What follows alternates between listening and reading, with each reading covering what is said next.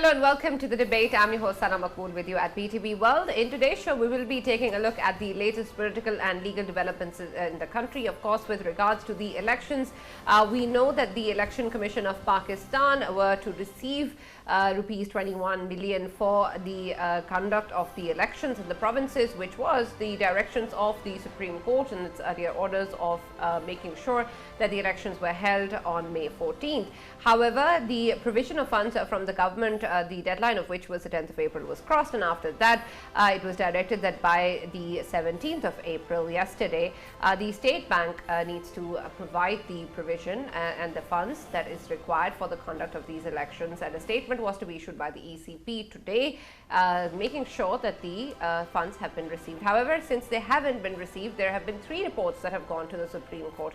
One by the ECP talking about how the provision of funds has not been made, and the ECP has not received the funds for the conduct of the elections. The second has gone from the State Bank of Pakistan, talking about how it can allocate funds, but it does not have the authority to issue those funds, and so the directions of the Supreme Court were not fulfilled. The third has also gone from the Finance Ministry, explaining the situation with regards to why this particular issue of the provision of funds is there, and the reasons, of course, regarding these problems, and then, of course, the concerns raised by the Cabinet in the Parliament, which in an earlier debate had made the decision of not carrying forward with the directions of the Supreme Court regarding, of course, the elections of May 14th, and then also the provision of funds to the ECP, which also included the Standing Committee on Finance and Revenue in the National Assembly also passing a resolution on this matter.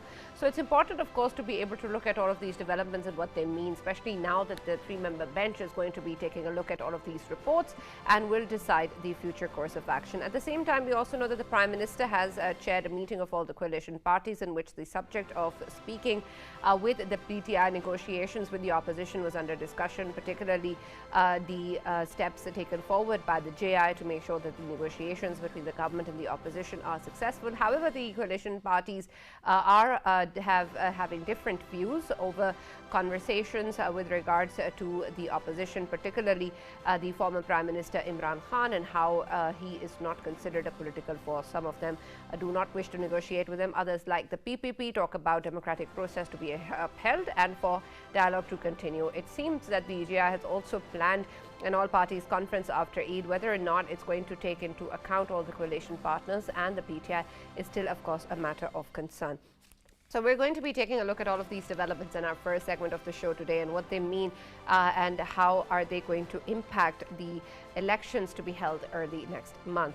We're also going to be taking a look at the issue with regards to the Pulwama attack, in which we know that the revelations that have come forward in an interview by the former governor of Indian illegally occupied Jammu and Kashmir, Satyapal Malik, when he has spoken about the issues and concerns regarding the Pulwama attack and how this was a result of security lapses by the Home Ministry and the internal security personnel of India, and was then later planned for this to be blamed on Pakistan, and he was directed by the Prime Minister of India to be sitting quietly with regards to these issues, while of course there was political mileage taken out from this incident, and of course, as usual, blamed on Pakistan.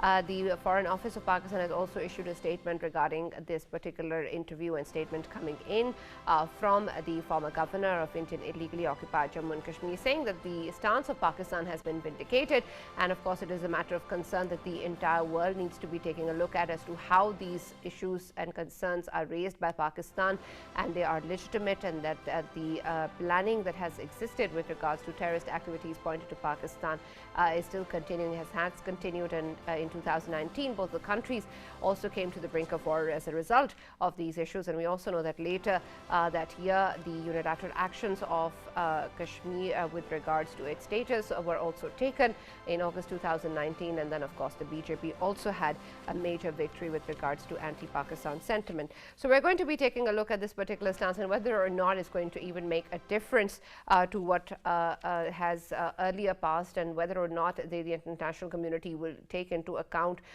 the seriousness of the matter there and the kind of forces that are behind that. For this and more, as always, in the studios, I've been joined by senior analyst Farooq Patafi. We've also been joined online for our first segment by Rana Maqbool Ahmad, who's Senator PMLN. We've also been joined by legal expert Muhammad Munib Qadir, who's also joined us online. Thank you very much, gentlemen, for being a part of the discussion today. Rana Saab, let me start with you with regards to the kind of developments that have taken place. Of course, we know that the Parliament has had a stance with regards to elections on the 14th of May, citing, of course, financial and security concerns. And now, of course, the issue lies with the provision of funds. We know that 3 reports have gone to the chambers of the Supreme Court. Including that by the ECP, the State Bank of Pakistan and the Finance Ministry, and at the same time we know what the Parliament has debated upon. But what do you think about the fact that when we take a look at these particular reports, they're going back to the same bench that of course the current political setup has its own issues with, and then of course there are a lot of legal concerns that are going to be raised. How are you going to be able to navigate through the kind of decisions and actions that are going to be taken up by the Supreme Court if there is a concern regarding its own moral authority? Thank you, Sana. You're most welcome. And my respect and salam to Patafi Saab and the friend, young friend sitting there. I may submit with all respect and regard that there is a development today which is worth mentioning. You might remember, you might have come to know about that. The story was also telecast on the media. Very senior officials of Army and Intelligence, they had a meeting with the Honorable Chief Justice and other 2 judges who were members of the bench. Yes. What we understand, they had a discussion and they apprised the Honorable Bench about the situation and prospective problems. And today, they have the Ministry of Defense, they have moved a petition to the Honorable Supreme Court that this election at this stage will not be possible for us to man. We don't have sufficient number of personnel. And in addition to other reasons, the Ministry of Defense has made a request to the Honorable Supreme Court that these elections should be held later on, not in these dates. So, identically, the Election Commission has again submitted a detailed request for not getting the funds and other resources to postpone the elections. Now it's with the Supreme Court, the Ministry of Defense, their petition to be decided by the same bench. Now I may submit about this Article 84 about the expenditure which is to be regularized or generated. The law is, the Constitution is, no agency or no government or no department can give the funds right in shape of money bill or otherwise without the permission and approval of the Parliament. So this issue, starting from the Ministry of Defense, State Bank of Pakistan, getting over to Ministry of Defense and passing on to the Federal Cabinet, then coming over to the National Assembly in form of a money bill. Though the government and the Cabinet recommended, but it was discussed in the Parliament, the Assembly, and after voting, it came out that the Assembly does not agree, and they rejected the proposal of the government. So this is the situation. Tomorrow, the same bill is being put up in the Senate, and there will be discussion and voting as well. So this is the situation. This is according to the Constitution and lawful.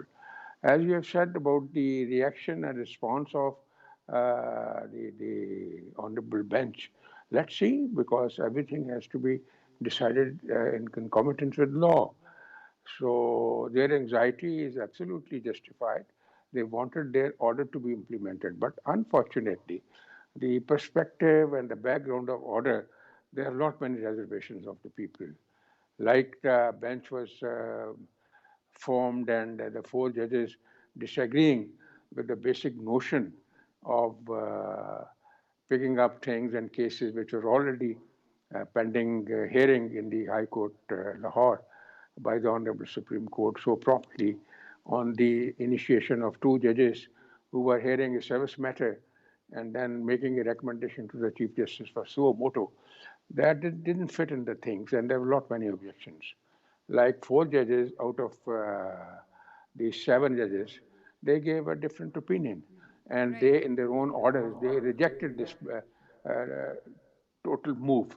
So the credibility of this total activity needs to be examined, and there is a reaction as well. You might have seen today there was a Black Day being observed by the Pakistan Bar Council.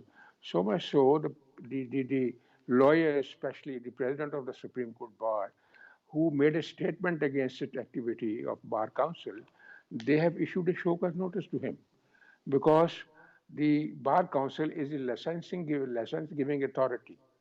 So Shoka's notices, why not your membership and license should be withdrawn because you are defying the policies of the Pakistan Bar Council. So this is the situation, and the Supreme Court, with all respect and regard, have to examine all this issue with a lot of care and caution. And this impression that the same honorable judges are being called in every bench, and it's not the fixation of cases Right, is not absolutely. even handily done. So Right. that's a great cause of concern for everybody. Right, And and let me if talk a little the bit more about this, Rana Saab, and I'll come back to you. Let me just include Mr. Munib in the conversation as well.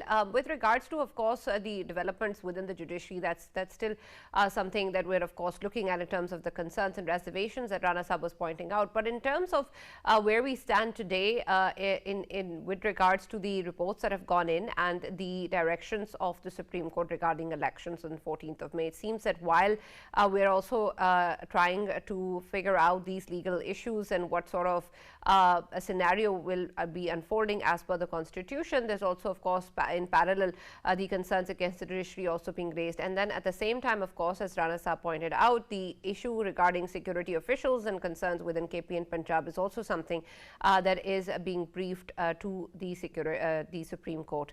But it seems that while we talk about the provision of funds, there's also, of course, security challenges and the concerns of which that are being raised and brought to the notice of the chamber. How do you think that this will be taken in terms of the kind of issues that the parliament has had with the judiciary and the parliament's the accusations on the parliament or the current political setup to steer away from elections?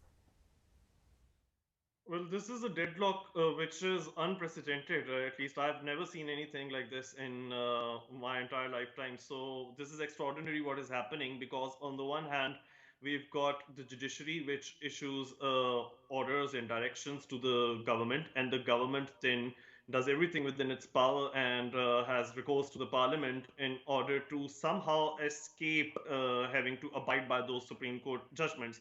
And at the same time, there is a lot of controversy within the Supreme Court itself as to the validity or the legal grounds for the said orders. So there is complete uncertainty as to what is going to happen next, because yes, on the one hand, the constitution does speak of having election within 90 days after provincial assemblies are dissolved, but at the same time, given the financial constraints and the security constraints and issues, it just does not seem possible that elections could happen anytime soon. I mean, the normal expectation was before the series of events even arose in the first place that the election, both provincial as well as for the National Assembly, would be taking place in October. So now there is this continuous going back and forth, between the institutions. So the institutions are quite much, I think, embroiled in a tussle, and that is happening on a daily basis. So, for example, it's not just the three-member bench which last week directed the State Bank of Pakistan to release the 21 billion rupees funds to the ECP, but also the eight-member bench which declared a bill which has not even become an act to be null and void beforehand through an anticipatory injunction. Even that eight-member bench was deemed to be very controversial by observers as well as the government itself, were not because of necessarily who was present on those benches, but by reference to which of the judges were excluded from those benches. That there is a pattern that we are seeing, that particular judges are not being included on the benches when it comes to some of the most important constitutional cases, and that has been going on for months. So that has undermined the government's confidence in the independence and impartiality of the judiciary. And so, for that reason, the government announces every now and then, whenever controversial decisions, controversial from the government's point of view, come forward from the judiciary, the government says we will boycott this decision. And there have been very fiery resolutions which have been passed by members of the government in the National Assembly and Senate. And on the other hand, the judiciary has said, particularly with regards to last week's direction to the State Bank of Pakistan to release 21 billion rupees funds to the ECP, that if the government does not abide by the Supreme Court's decisions, particularly by April 17th, that would be regarded as disobedience, that would be regarded as defiance on the government's part. So now that we saw yesterday, the April 17th deadline came and it went, and still, the government did not release those funds because they referred them to the National Assembly, which it rejected. The National Assembly rejected the idea of releasing funds to the ECP. So there appears to be deadlock then. Right, but Munisa, if you're saying that this is a big act of defiance, but it doesn't seem so if you can just be able to not follow the Supreme Court's orders for whatever reason. So perhaps the kind of issues that are being raised or the concerns with the judiciary, they stay there because the directives haven't been followed. Yes, because one might even ask that when the judiciary did issue those directions, did they take into account the mechanisms and the formalities which need to be, undertaken by the government before those decisions can be given effect to? They had to. I understand that, but I have a different question, but I'll come back to that later. Farooq, the concerns regarding, of course, the parliament are still there, but at the same time, there is the political situation that's unfolding, and there's still, of course, a lot of confusion as to whether or not we'll see the elections. And, of course, the ECP has said that it's nearly impossible to do it without the funds and the kind of security concerns that exist. But in terms of the impact that this will have, whether or not we have elections between the judiciary and the military establishment, now also with the security personnel talking about the security challenges, and then the parliament with its resolutions. Do you think that this is moving towards any direction for improvement? Right. I don't think that it is. But Sana, let me start by with three things actually. One welcome, one salam, and one disclaimer. Welcome is welcome back to you. Thank you. You're back after a week. So it is good news. Takes a lot of burden off my shoulders. Let me also, communicate my salam to Rana Saab and Muneeb Saab, both of whom have been very helpful during these programs as well. And disclaimer, because today seems to be a milestone in the behavior of the Supreme Court of Pakistan. It is out of character, and let me point that out. Previously, every time there was a report submitted, a briefing given, remember that time when the Defense Ministry offered these justices to be briefed in their chambers, and they refused. They said that you can give us whatever documents you have in a sealed envelope, and we will actually go through it. And immediately after every such briefing or information that was shared, they passed the next orders. But today there seems to be some kind of lull. It can be a lull before the storm, but it can also be something else. It can be some kind of reconciliation. If there is any kind of reconciliation or rethought, I'm not privy to it. I just wanted to put it out that if I say something harsh or critical, let it not be a reflection on any attempts for reconciliation or any kind of development. Now, Muneeb Saab actually said something about the nature or the character of bench making, right? People have been calling it bench fixing. I can tell you what exactly went on. When it came to important or critical judicial constitutional matters, there were certain judges, particularly the two senior most puny judges, who were kept away from such cases. In the rest of the benches that were formed, there had to be a balance, that the Chief Justice had to actually balance the number of like-minded judges and also then the opponent judges, right? The people who potentially can object to whatever has to be done. The game was so rigged that every time with those people, for example, there's a 9-member bench, there are 4 people who are like-minded, and then on top of that, there's Chief Justice. So it naturally, very easily, you get whatever you want, you get your own favorite decision, right? But you can have the niceties, which were, by the way, done away with when we ended up with the 8-member bench that actually paralyzed a lawmaking process that was coming from the Parliament of Pakistan. And that kind of actually answers your question as well regarding Parliament. But in such cases, whosoever would disagree with the Chief Justice in the next hearing would be eliminated. So there was some kind of elimination program that went on. On the other side, Qazi Faiz Isa Sahab, he was given certain cases, but in that it was ensured the members would be of the bench would mostly be 2-member bench. One Qazi Faiz Isa, one a junior judge who would most likely be a like-minded judge who would agree with the Chief Justice, so that if there is some kind of direct position taken by Qazi Faiz Isa, it would be neutralized and then would be sent back to the Chief Justice to further go for another hearing of another bench. So this is how you actually manipulate the benches, and it has been going on. Today, because there is lull, I think that somehow the briefings today might have actually been very, crystallizing in certain ways, because there are circumstances in the country that tell you that things are not hunky-dory, and you have to be very cautious in actually engaging with any idea. We keep on hearing people talking about the need for elections to be held in 90 days, but somehow we saw selection or selective application of that law, even though even now when the elections take place, they are going to take place in 120 days, not 90, but they are going to be held only in Punjab, whence the 4 judges that we keep on talking about come. So Khyber Pakhtunkhwa, other provinces, that is none of their business, that is not their concern, that doesn't worry them.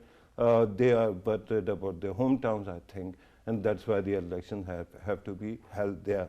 Right. Finally, there are many moving parts that is going on in this perfect storm of a crisis. On one side, you have judiciary's internal fault lines that are showing. Then you have a confrontation between Supreme Court and the Parliament. Then you have a confrontation between Supreme Court and the executive. And then the government or coalition, ruling coalition, and the opposition. In that context, there were attempts by Jamaat-e-Islami. I am sure that was the facade, that was the front. There must be other elements who are trying to bring Imran Khan's party and PDM together. And we have seen People's Party also going for a push.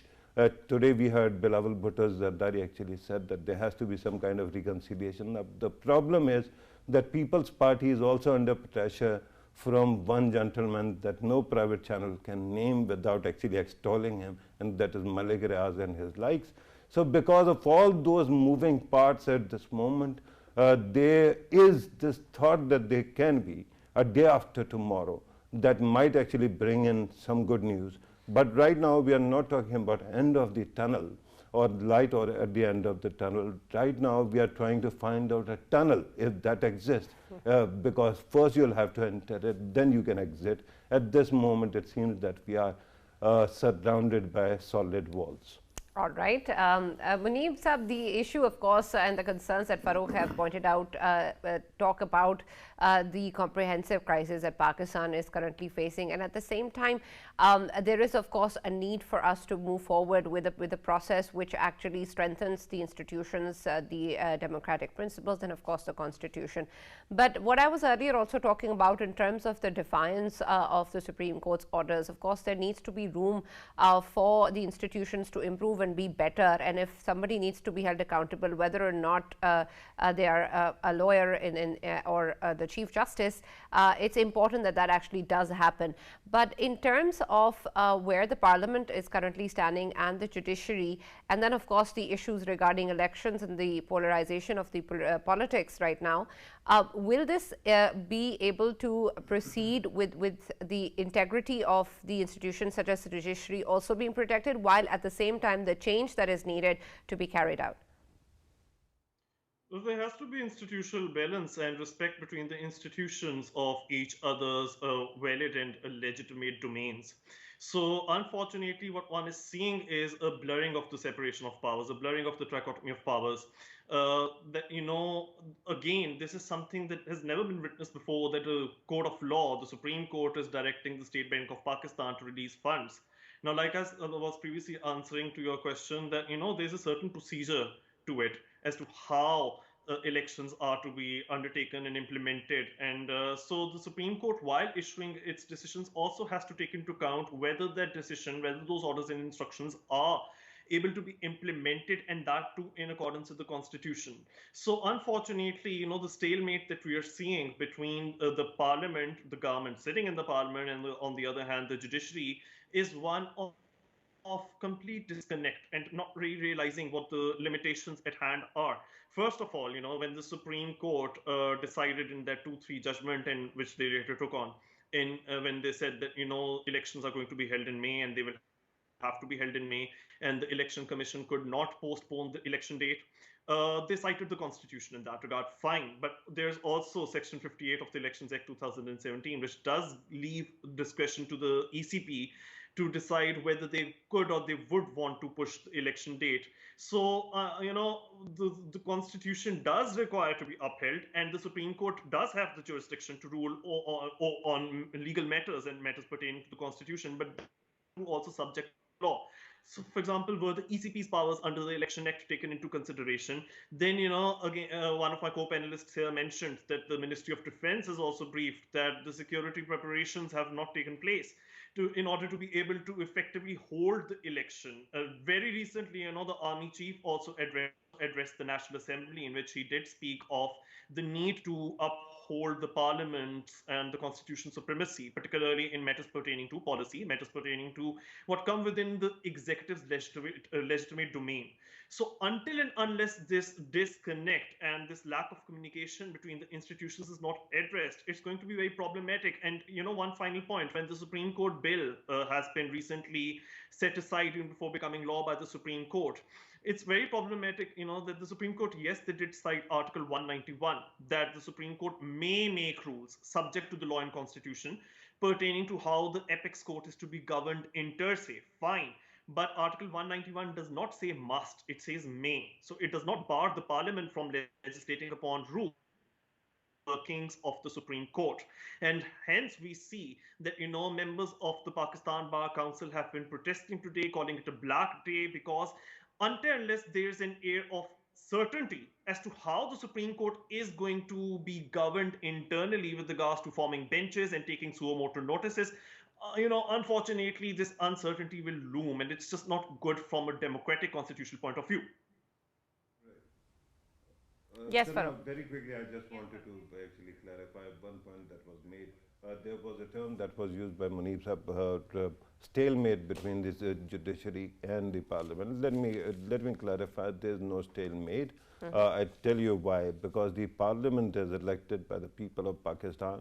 And if this four-man show that is going on in the Supreme Court, if it escalates fight with the parliament, it will be pulverized. I have no two thoughts about it. It will be made an example of. Okay. Rana Sahab, I also want to take your opinion on the matter, and add to that the discussion with the coalition partners today, of course, with regards to the Prime Minister and other political parties sitting together talking about negotiations with the PTI. And what's important is, of course, that not everybody seems to agree on the possibility of negotiations, but we see that the JI is trying very hard for this to actually happen. But at the same time, the issues regarding the PTI chairman that have been cited by the Prime Minister himself in the past and other top leadership point to him as a terrorist or the organization as part of a terrorist organization. How exactly would this move forward with the negotiations, and whether or not this is a sentiment that will be can possibly be shared after convincing different political partners? And then, of course, whether or not the possibility can exist we're talking to second-tier leadership and not Imran Khan himself. Thank you, Sneha, for giving me some space to talk about the issues. First of all, I may indicate the complexities of this election. Even commonsensical approach will tell us to stop this business immediately. There is a caretaker government in the province, and elections are held in the province, and there's a regular government. Now the National Assembly is dissolved and elections are announced. So from where the National Assembly elections will be getting the caretaker? Can the provincial assembly and the provincial government be dissolved again, and caretaker government is formed in the province? Because province is so deeply involved in any elections. So it means it's not practicable. The scheme of elections is different from that in the countries like India or England, anywhere, because there the governments they supervise the elections, the governments of the day. Here there's a caretaker setup. So it's not a rational approach to have elections separately. Today, I may also submit, Mr. Patafi has pointed out the eruption and the storm, volcanic storm, but there are indicators that that storm is getting caught hold of. For example, if you go into the details of the petition of the Ministry of Defense, they have prayed to the Supreme Court that it's not possible. I pray for the sake of peace and proper functioning of the election process. There should be election on one day. And once the assemblies of Balochistan and Sindh, they complete their tenure, then the elections should be held. This is the prayer of the Defense Ministry is. This is a sufficient manifestation of an intent of an institutions which does have a lot of role in all things. So therefore, this is enough of indication that things will be resolved. Now you have asked me about the opinions. Yes, there is a variety of opinions, especially JUI, they do have different opinion vis-a-vis other parties. Most other parties, they are in favor of parleys, but they are not. They think Imran Khan is not reliable, is not trustworthy. He doesn't have the etiquettes and manners how to get across to his opponents. So therefore, we don't trust him. We shouldn't do it. More so, Fazlur Rahman time and again advances this argument that they have been patronizing the terrorist, and they went in negotiations with TTP, and they brought the TTP outfits here, and the people who were convicted thrice, 4 times to death, they were released by the Imran Khan and his cohorts. So therefore, this bloodshed is there in KPK. So this grouse Fazlur Rahman and JUI do have against Imran Khan. It's therefore they're arguing they are against negotiations with him. But some other majority of the PDM parties, they are in favor of negotiations. No harm. Finally, the parleys are the solution. And let's see what is the methodology evolved by the parties, how to go about parleys. Parleys would take, and parleys must take place. Absolutely. Thank you very much, Rana Maqbool Ahmad Saab, for joining us and talking to us about this issue. I'd request Mr. Muneeb to stay online with us for the next segment as well. And we've also been joined by Dr. John Dayal, who's an analyst in India. Thank you very much, and of course, a regular on our show as well. And thank you for taking the time out to be a part of the debate. But I'll just come to you after a few quick words from Farooq. Yes, Farooq. Right. Since we were talking about whatever is happening in Pakistan, Imran Khan Saab's this approach that talks to the second tier is like reminded me of what we used to do in our childhood when we would fight among siblings, right? So the answer was, whenever somebody would start shouting, you would say, talk to the hand, not to me, right? So this is what Imran Khan Sahib is doing at this moment, I think.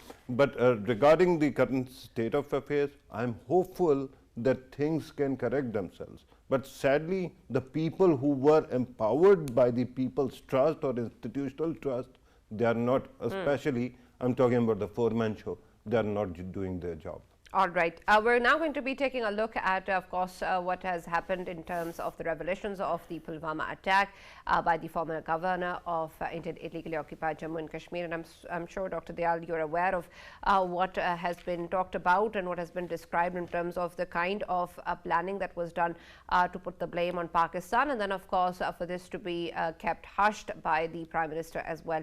And this is important in terms of the way this political setup in India works and the way that they want to be able to carry out the measures as to whatever goes wrong and put the blame on Pakistan, and how this entire thread is evolved in terms of making sure that the blame goes on Pakistan, and then the political mileage is also gained out of it. And we saw that that has happened back in 2019 as well. But I want you to elaborate for us what sort of value will these revelations even have. I understand they're coming from a former governor, so they're important. But in terms of the way that we've seen things coming out in the past as well, there still hasn't been much value given to any sort of revelations coming in about concerns from India or actions taken against Pakistan.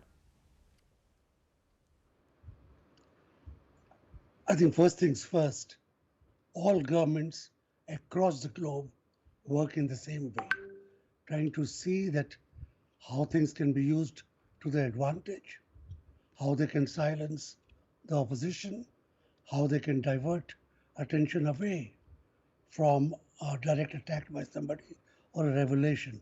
So the Indian situation isn't very much different.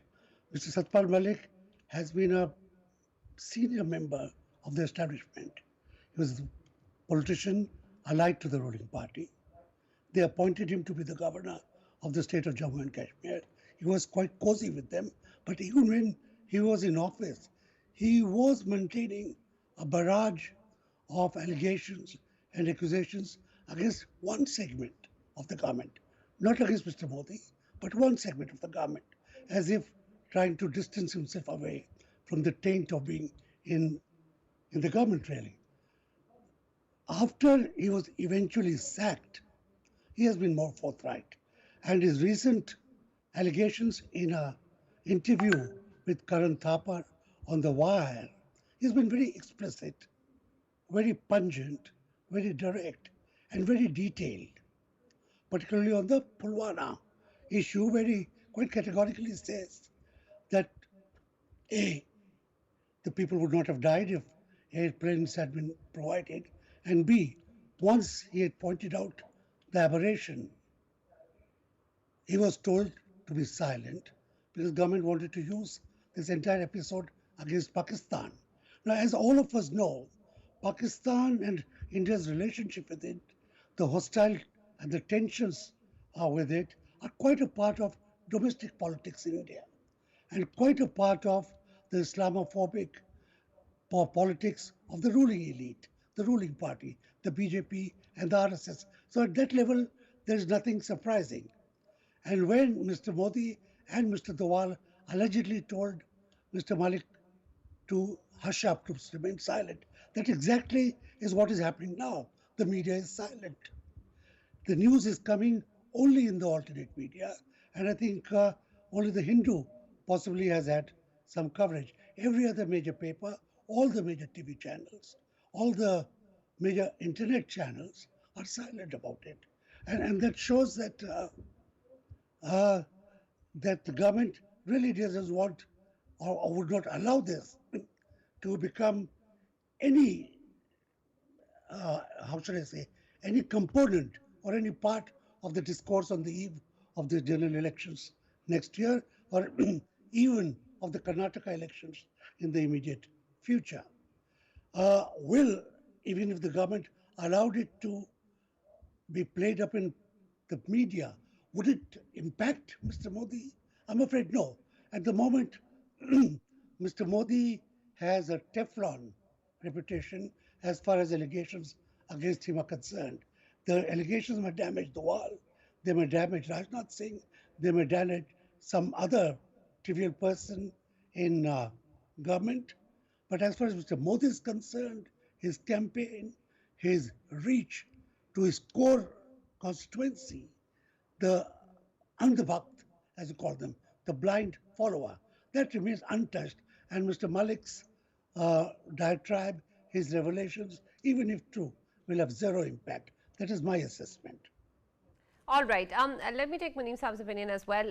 With regards to Pakistan's stance, we know that the Foreign Office has given a statement that Pakistan stands vindicated, and I understand that's of value and importance to us. But in terms of the series of measures that followed, including the unilateral decisions taken in August 2019, and then the BJP also gaining force once again within India, what exactly do you think is the matter of concern that should be there in terms of what we're pointing out for the international community to look at it? Because, of course, in the aftermath of the Pulwama attack, the two countries came very close to a war, and of course, both are nuclear armed states, and it's important for us to be able to protect that. But the kind of irresponsibility that Pakistan has pointed out previously as well, perhaps isn't taken as seriously by the region or by the international community. Should there be a matter of concern now?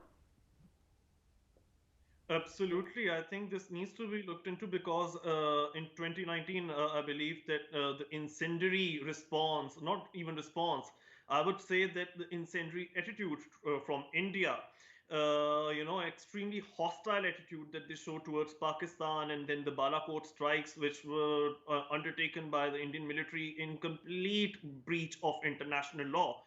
All of that brought back the region towards the verge of a full-blown nuclear war, and that would have been most unfortunate. And it's not just, what recently Mr. Malik has said. It's also in 2021 the WhatsApp messages which were leaked, which showed that how Republic TV, Arnab Goswami, and all these people were in on what Modi government had wanted to do in that very crucial election year.